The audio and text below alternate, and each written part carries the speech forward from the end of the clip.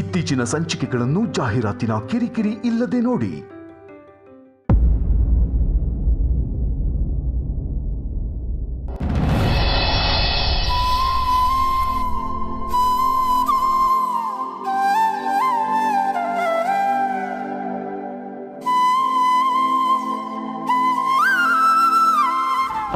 ಒಂದು ಕೆಲಸ ಮಾಡ್ತೀರಾ, ನೀವು ಇದನ್ನ ಹೇಗೆ ಮಾಡಿದ್ದು ಅಂತ ರೆಸಿಪಿ ಹೇಳ್ತೀರಾ?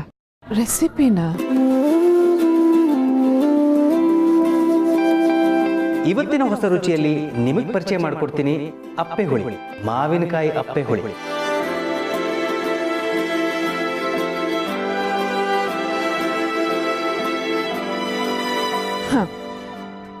ಕರ್ನಾಟಕದ ವಿಶಿಷ್ಟ ಸಿಹಿ ತಿನಿಸು ಕೊಬ್ಬರಿ ಮಿಠಾಯಿಗೆ ಬೇಕಾಗುವ ಸಾಮಗ್ರಿಗಳು: ಕೊಬ್ಬರಿ, ಬೆಲ್ಲ, ಯಾಲಕ್ಕಿ, ತುಪ್ಪ. ಸ್ವೀಟು ಅಂದ ತಕ್ಷಣ ಎಲ್ರಿಗೂ ನೆನಪಾಗೋದು ಸಕ್ಕರೆ. ಆದರೆ ನಾನಿವತ್ತು ದೇಹಕ್ಕೂ ಹಿತವಾಗೋ, ನಾಲ್ಗೆಗೂ ರುಚಿಯಾಗೋ ಬೆಲ್ಲದಿಂದ ಮಾಡಿರೋ ಒಂದು ಸ್ವೀಟ್ ರೆಸಿಪಿನ ಹೇಳ್ತೀನಿ. ಅಡುಗೆ ಅನ್ನೋದು ತಪಸ್ಸಿದ್ದಾಗೆ. ಬರೀ ಸಾಮಗ್ರಿಗಳು ಹಾಕಿದ್ರೆ ಸಾಲದು, ತಾಳ್ಮೆ ಬೇಕು. ಈ ಕೊಬ್ಬರಿ ಮಿಠಾಯಿಯೂ ಅಷ್ಟೇ. ಕಡಿಮೆ ಉರಿಲಿ ನೀವು ಎಷ್ಟು ತಾಳ್ಮೆಯಿಂದ ಅದನ್ನು ತಿರುಗ್ತಾ ಇರ್ತೀರೋ ರುಚಿಯೂ ಅಷ್ಟೇ ಚೆನ್ನಾಗಿರುತ್ತೆ.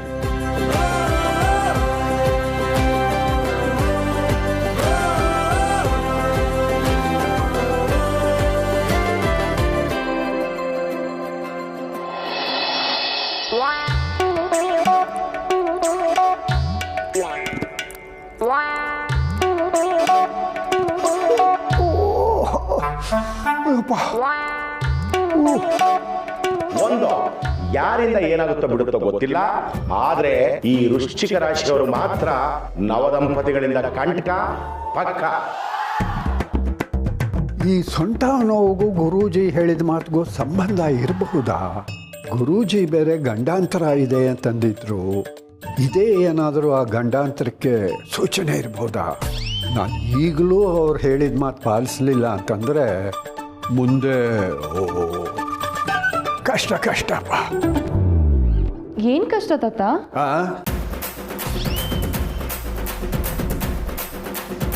ನೀನೇ ಕಷ್ಟ ಅಂದ್ರೆ ನಂಬ್ತೀಯಾ? ಯಾಕೆ ತಾತ, ಏನಾಯ್ತು? ಇನ್ನೂ ಏನೂ ಆಗಿಲ್ಲ. ನಾ ಸುಮ್ಮನೆ ಹೀಗೆ ಇದ್ರೆ ಆಗತ್ತೆ ಅಷ್ಟೆ. ಕಾಫಿ ಮಾಡ್ಕೊಡ್ಲಾ ತಾತ? ತುಳಸಿಯಲ್ಲಿ ಇನ್ನೇನು ಬಂದ್ಬಿಡ್ತಾರೆ ತಾತ. ನಿಮ್ಗೇನಾದರೂ ಬೇಕಿದ್ರೆ ನನ್ನ ಕೇಳಿ. ಕೇಳೋದಿದೆ, ಕೇಳ್ತೀನಿ. ಮೊದಲು ಕಾಫಿ ಮಾಡು. ತುಳಸಿ ಮಾಡೋ ಥರಾನೇ ಮಾಡು. ಆವತ್ತು ಟೀ ಮಾಡಿ ಕೂಲಿಗೆಡ್ಸಿದ್ಯಲ್ಲ, ಹಾಗೆ ಮಾಡಬೇಡ. ಆಯ್ತು ತಾತ. ಬಾಸು, ಯಾಕಿಷ್ಟೇ ಆಯ್ತು? ನೀನು ಯಾವಾಗ ಬರ್ತೀಯ ಅಂತ ಕಾಯ್ತಾ ಇದ್ದೆ. ಸದಾಶಿವಂಗ್ ಅದೇ ಧ್ಯಾನ ಅಂತೆ.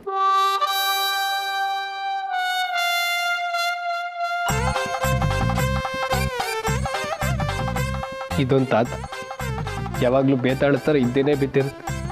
ಬಾಯ್. ಯಾವುದೇ ಕಾರಣಕ್ಕೂ ಈ ನವದಂಪತಿಗಳನ್ನ ಕೂಡೋದಕ್ಕೆ ಬಿಡ್ಲೇಬಾರ್ದು. ಇಲ್ಲ ಅಂತಂದ್ರೆ ನೆಗದ ಬಿದ್ದು ನೆಲ್ಲಿಕಾಯಿ ಹಾಕ್ತೀರ.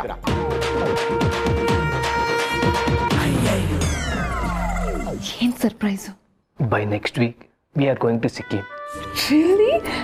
ಯಾಕೆ? ತೀರ್ಥಯಾತ್ರೆಗೆ. ಎಂಥ ಪ್ರಶ್ನೆ ಅಂತ ಕೇಳ್ತೀಯ ಬಾಸ್? ನಮ್ಮ ಹನಿಮೂನ್ ಆಗ್ಬಾರ್ದಾ?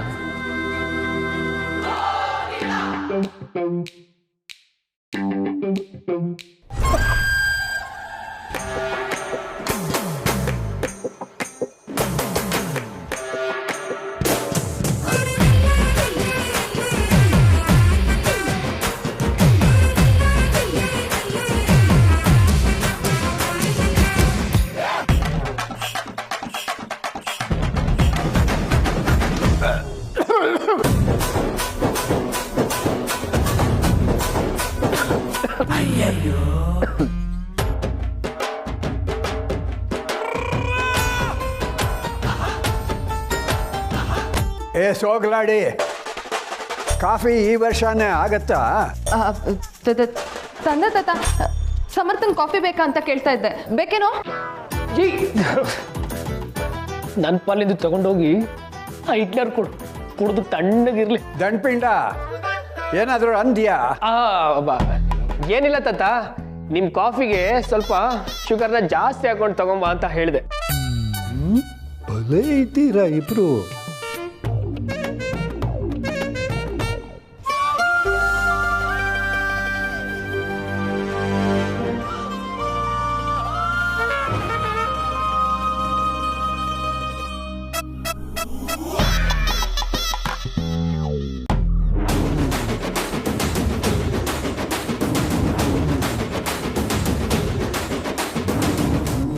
ರಾಮ ರಾಮ, ಕ್ಷಮಿಸ್ಬಿಡಪ್ಪ ನನ್ನ. ಕಾಫಿ ತಾತ, ನನ್ಗಲ್ಲಮ್ಮ, ಫಸ್ಟ್ ತಾತಂಗೆ ತಗೊಂಡೋಗಿ ಕೊಡು ಕಾಫಿನ. ತಾತ ಕಾಫಿ. ಅವನಿಗೆ ತಣ್ಣಗೆ ಜ್ಯೂಸ್ ಕೊಟ್ಬಿಟ್ಟು ನೀನು ಅಡುಗೆ ಮನೆಗೆ ಹೋಗು. ದಂಡಪಿಂಡ, ಆ ಜ್ಯೂಸ್ ಕುಡಿದು ಬಿಟ್ಟು ವರ್ಕ್ ಫ್ರಮ್ ಹೋಮ್ ಅಂದ್ಯಲ್ಲ, ನೀನು ರೂಮ್ಗೆ ಹೋಗು. ಆಯ್ತು, ಕುಡಿತೀನಿ. ಪ್ಲೇಟ್ ಚೆನ್ನಾಗಿ ತುಪ್ಪ ಸೌರಿ ಇದನ್ನ ಹರವಿ 3 ನಿಮಿಷ ಬಿಟ್ಟು ಚಾಕುಲ್ ಕಟ್ ಮಾಡಿದ್ರೆ ರುಚಿಯಾದ ಕೊಬ್ಬರಿ ಮಿಠಾಯಿ ರೆಡಿ. ಪರವಾಗಿಲ್ಲ, ನೀವು ನಂತರನೇ ಮಾತಾಡ್ತೀರಾ. ದಿನ ನಿಮ್ಮ ಪ್ರೋಗ್ರಾಮ್ ನೋಡ್ತೀನಲ್ಲ ಮಾಧವ್ ಅವರೇ. ತುಂಬ ಥ್ಯಾಂಕ್ಸ್ ತುಳಸಿ ಅವರೇ. ಆದರೆ ಈ ಕೊಬ್ಬರಿ ಮಿಠಾಯಿ ನಾನು ಮಾಡ್ತೀನಿ, ಆದರೆ ಈ ಟೇಸ್ಟ್ ಬರೋದೇ ಇಲ್ಲ. ಹಾಂ, ಹೇಳೋದು ಮರ್ತಿದ್ದೆ, ಕೊನೆಯಲ್ಲಿ ಇದಕ್ಕೊಂದು ಸ್ವಲ್ಪ ಪಚ್ಕರ್ಪುರ ಸೇರಿಸಿದ್ದೆ. ನೋಡಿದ್ರಾ, ಅದಕ್ಕೆ ಈ ಅದ್ಭುತ ರುಚಿ ಬಂದಿರೋದು. ಅದು ಮಾವನವ್ರು ನೈವೇದ್ಯಕ್ಕೆ ಇಡ್ತಾರಲ್ಲ, ಅದಕ್ಕೆ ಸ್ವಲ್ಪ ಪಚ್ಕರ್ಪುರ ಹಾಕಿದ್ದೆ. ಹಾಂ, ಪಚ್ಚ ಕರ್ಪೂರದಿಂದಲೇ ಇದಕ್ಕೆ ಆ ಪ್ರಸಾದದ ಟೇಸ್ಟ್ ಬಂದಿರೋದು. ನಮ್ಮ ಸ್ಟಾಫ್ ಎಲ್ಲ ತಿಂದರೆ ತುಂಬ ಖುಷಿ ಪಡ್ತಾರೆ. ಇರಿ ಬಂದೆ.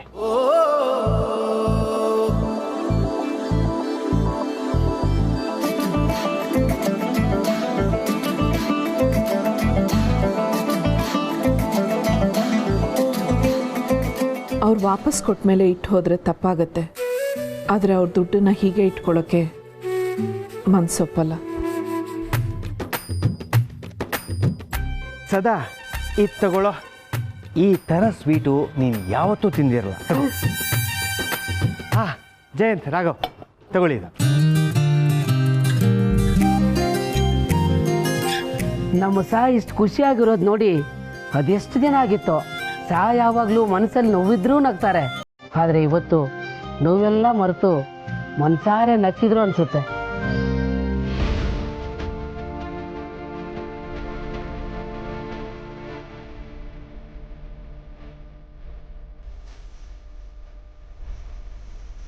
ನೀವು ಬೇಡ ಅಂದರೂ ಇಟ್ಟು ಹೋಗ್ತಾ ಇದ್ದೀನಿ, ಕ್ಷಮಿಸಿ. ಇದು ನಿಮಗೆ ಸೇರಬೇಕಾಗಿತ್ತು.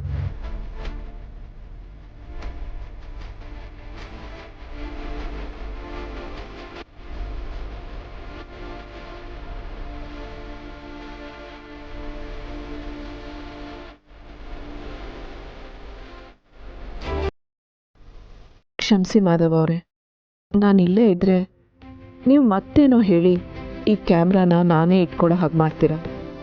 ಅದಕ್ಕೆ ನಿಮ್ಗೆ ಹೇಳ್ದೆ ಹೋಗ್ತಾ ಇದ್ದೀನಿ.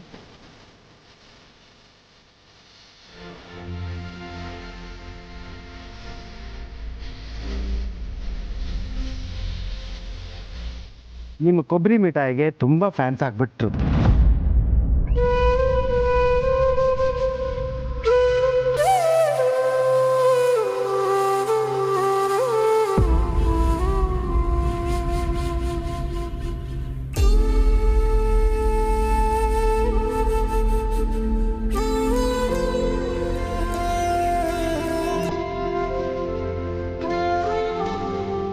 ನೀವು ಬೇಡ ಅಂದರೂ ಇಟ್ಟು ಹೋಗ್ತಿದ್ದೀನಿ, ಇದು ನಿಮಗೆ ಸೇರಿದ್ದು.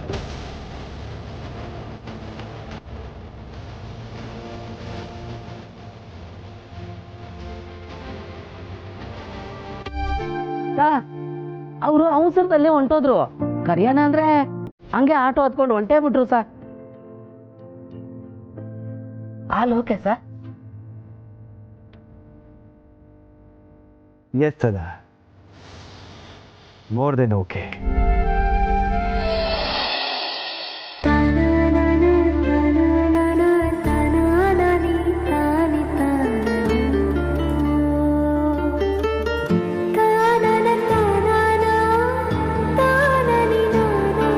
ಪೂರ್ಣಿ. ಹಾ ಪಾಪಮ್ಮ.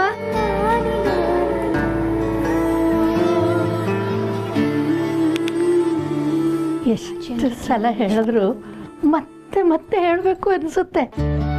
ನೀವು ಸುಮತಿ ಅಮ್ಮಂದೇ ಬಡಿ ಹಚ್ಚು. ಯಾರ ದೃಷ್ಟಿನೂ ನಿಮಗೆ ತಾಗದೇ ಇರಲಿ.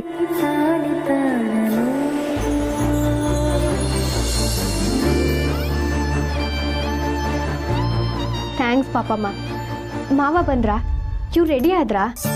ನೀವು ಏನು ಚಿಂತೆ ಮಾಡಬೇಡಿ, ಎಲ್ಲ ಅದ್ರ ಪಾಡಿಗೆ ಅದಾಗುತ್ತೆ. ನಿಂಗೆ ಹಶ್ವಾಗಿದೆ ಏನೋ, ಏನಾದರೂ ಹಣ್ಣು ತಂದು ಕೊಡ್ಲಾ? ಬೇಡ ಪಾಪಮ್ಮ, ಹಸ್ವೇನಿಲ್ಲ. ಇವ್ರು ಎಲ್ಲೋದ್ರು ಅಮ್ಮ? ಯಾಕಮ್ಮ, ಏನಾಯ್ತು? ಹೊಟ್ಟೆ ನೋವು ಪಾಪಮ್ಮ. ಇಲ್ಲ ಎಲ್ಲಿ? ಇಲ್ಲಿ ಇಲ್ಲ, ಅದು ಐದು ತುಂಬಿ ಹರಕ್ಕೆ ಬೀಳ್ತಾ ಇದೆಯಲ್ಲ, ಹೊಟ್ಟೆ ಸ್ವಲ್ಪ ಭಾರ ಆಗಿ ಹಂಗಾಗುತ್ತೆ. ತಣ್ಣಗಿರೋ ಹಾಲು ಕೊಟ್ಟು ಕಳಿಸ್ತೀನಿ, ಎಲ್ಲ ಸರಿ ಹೋಗುತ್ತೆ. ನಾನು ಕೊಬ್ಬರಿ ಮಿಠಾಯಿನ ಅಷ್ಟು ಚೆನ್ನಾಗಿ ಮಾಡ್ತೀನಿ ಅಂತ ಇವತ್ತೇ ಗೊತ್ತಾಗಿತ್ತು. ನಿಜವಾಗ್ಲೂ ಚೆನ್ನಾಗಿತ್ತ? ಅಮ್ಮ ಹೇಗೆ ಬಂದ್ರಿ? ಮಾಧವ್ ಸರ್ ಜೊತೆ ಮಾತಾಡಾದ್ಮೇಲೆ ನನಗೆ ಫೋನ್ ಮಾಡಿ ನಾನು ಬಂದು ಪಿಕ್ ಮಾಡ್ತೀನಿ ಅಂತ ಹೇಳ್ದೆ ತಾನೆ ನಿಮಗೆ? ಪರವಾಗಿಲ್ಲ ಪುಟ್ಟ, ಆಚೆ ಬಂದೆ, ಆಟೋ ಸಿಕ್ತು, ಸರಿ ನಿನಗೆ ಯಾಕೆ ತೊಂದರೆ ಅಂತ ಆಟೋದಲ್ಲೇ ಬಂದ್ಬಿಟ್ಟೆ. ಒಳ್ಳೆ ಅಮ್ಮ. ಅಮ್ಮ ಮತ್ತೆ ಮಾಧವ್ ಸರ್ನ ಮೀಟ್ ಮಾಡಿ ಏನು ಅನ್ನಿಸ್ತು? ಪುಟ್ಟ ನನಗೆ ತುಳಸಿ, ಆಮವ ಆಮೇಲೆ ಹೇಳ್ತೀನಿ.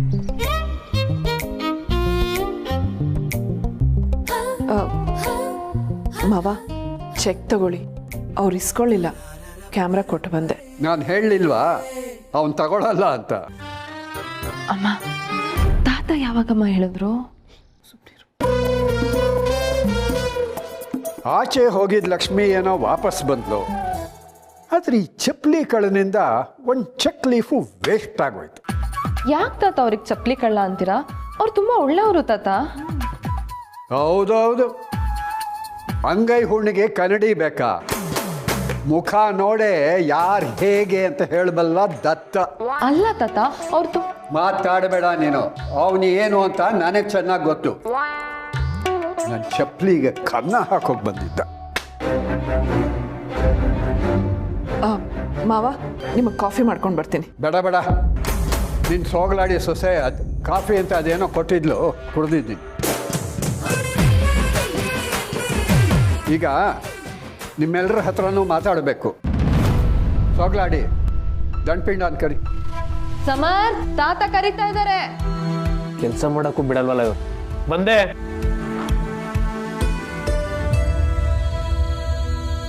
ಏನ್ ತಾತ ನಿಮ್ದು? ನನಗೆ ಮಾಡಕ್ ತುಂಬಾ ಕೆಲಸ ಇದೆ. ಊರೆಲ್ಲ ಉರ್ದು ಹೋಗ್ತಾ ಇದ್ರೆ ಅದ್ಯಾರೋ ರಾಜ ಪಿಟೀಲ್ ಕುಯ್ತಿದ್ನಂತೆ. ಹಾಗಾಯ್ತು ನಿನ್ನ ಕಥೆ.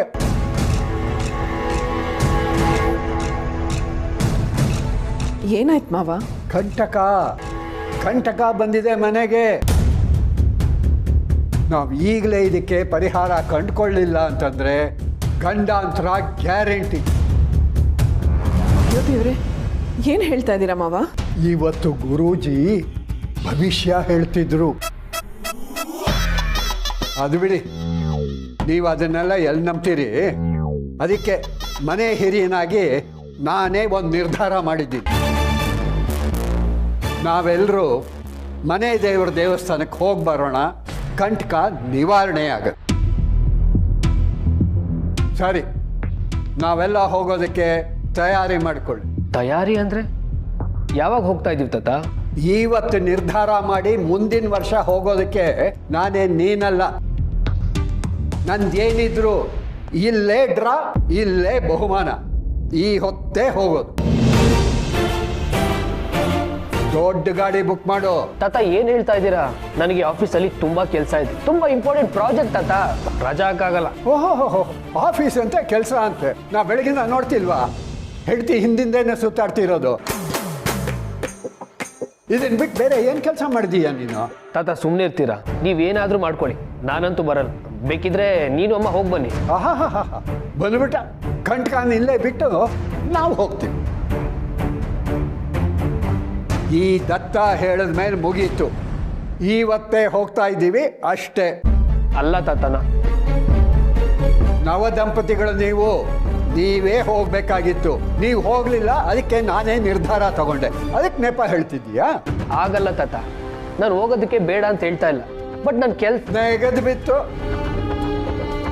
ಹೇಳಿದ್ನಲ್ಲ, 7 ಸೀಟರ್ದು ಯಾವ್ದಾದ್ರು ಪೆಟ್ರೋಲ್ ಗಾಡಿ ಬುಕ್ ಮಾಡು.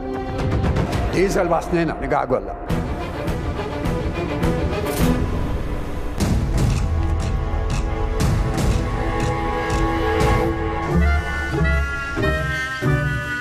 ಆಮೇಲೆ ಇನ್ನೊಂದು ಇಂಪಾರ್ಟೆಂಟ್ ಪಾಯಿಂಟು, ನಾವು ದೇವಸ್ಥಾನಕ್ಕೆ ಹೋಗಿ ವಾಪಸ್ ಬರೋವರೆಗೂ ಗಂಡ ಹೆಂಡತಿಯರು ಬೇರೆ ಬೇರೆಯಾಗೇ ಇರಬೇಕು.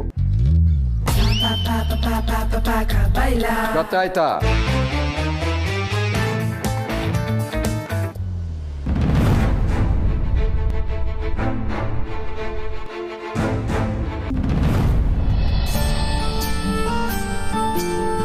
ಹಾಂ ರಾಮಣ್ಣ, ಈ ಸ್ವೀಟ್ನ ತಗೊಂಡೋಗಿ ಒಳಗಡೆ.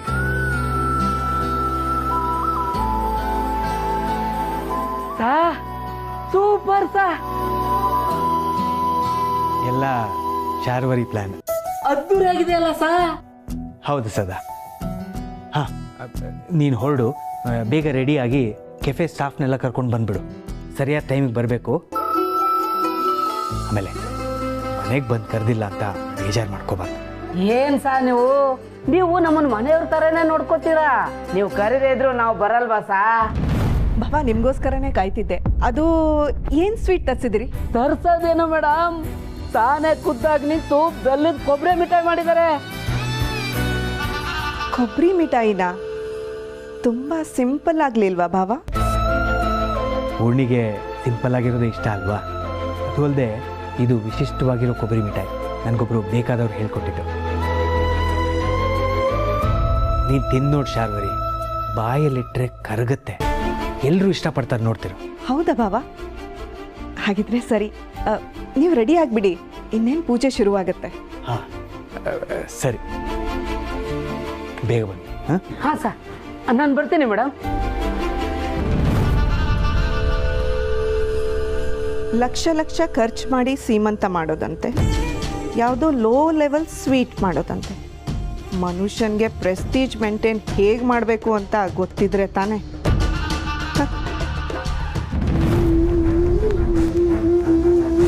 ನೋಡ್ ಬಾಸ್, ಸ್ವಲ್ಪನೂ ಅರ್ಥನೇ ಮಾಡ್ಕೊಳಲ್ಲ ಅಂತಾರೆ.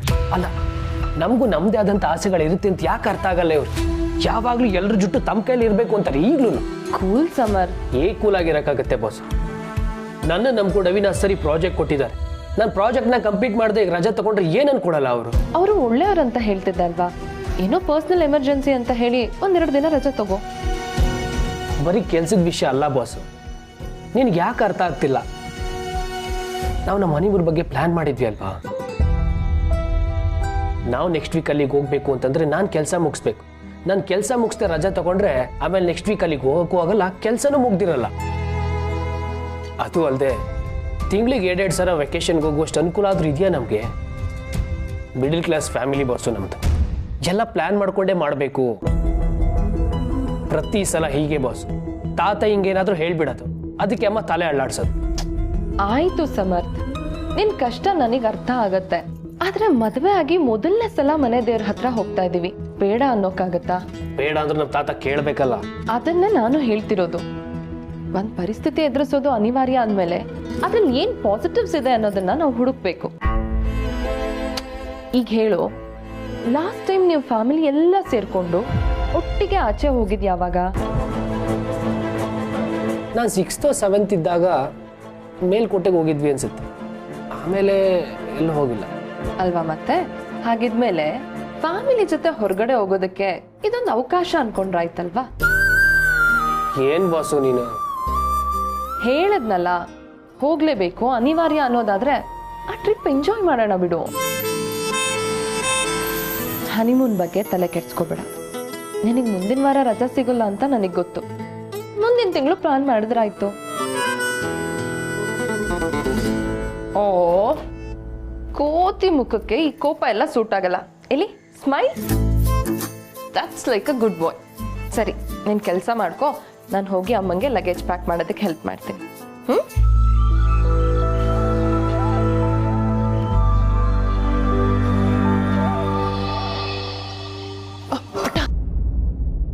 ಏನಾಯ್ತು? ನಿಜವಾಗ್ಲೂ ಒಪ್ಕೊಂಡ? ಹೂ ಅಮ್ಮ. ದೇವಸ್ಥಾನಕ್ಕೆ ಹೋಗೋದಿಕ್ಕೆ ನಿನ್ಗೇನು ಪ್ರಾಬ್ಲಮ್ ಇಲ್ಲ ತಾನೆ? ಮಾವನಿಗೆ ಅದೆಲ್ಲ ಗೊತ್ತಾಗೋದಿಲ್ಲ. ಇದ್ದಕ್ಕಿದ್ದಾಗೆ ಹೇಳಿದ್ರು ಅಂತ ನಿನ್ಗೇನು ಬೇಜಾರಿಲ್ವಲ್ಲ? ಹಾಗೆಲ್ಲ ಇಲ್ಲ ಅಮ್ಮ. ನಾವೆಲ್ಲ ಒಟ್ಟಿಗೆ ಹೋಗ್ತಾ ಇದ್ದೀವಿ ಅಂತ ನನಗೆ ತುಂಬಾ ಖುಷಿ ಆಗ್ತಾ ಇದೆ. ನೀವೀಗ ನನ್ನ ಬಗ್ಗೆ ಯೋಚನೆ ಮಾಡೋದು ಬಿಟ್ಟು ತಯಾರಿ ಮಾಡ್ಕೊಳ್ಳಿ. ನಾನು ಹೋಗಿ ನಮ್ಮ ಬ್ಯಾಗ್ ಪ್ಯಾಕ್ ಮಾಡ್ಕೊಳ್ತೀನಿ. ನಿಮ್ಗೇನಾದ್ರೂ ಹೆಲ್ಪ್ ಬೇಕಂದ್ರೆ ಹೇಳಿ.